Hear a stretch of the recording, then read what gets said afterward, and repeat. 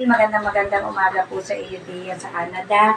Ito na po, nakuha ko na po yung 2,000 ni Liam sa GCash po.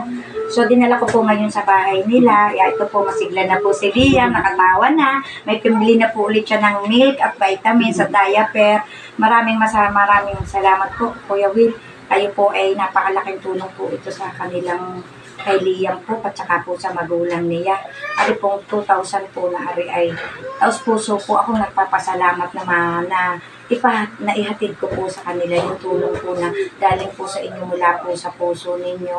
Maraming salamat po at nawa po ay marami pa po kayong matulungan katulad po ni Liam at ng mga iba pong nangangailangan. Kuya Will, God bless po. Lagi po kayong mag-iingat diyan. Merry Christmas, advance, and Happy New Year po. Ito po, bibigay ko na po. And then, Mel, magsalita ka, magpa-thank you ka kay Kuya Will. Maraming salamat po kay Kuya Will. Malaking tulong po to sa amin, lalo na po kay Liam. Merry Christmas po.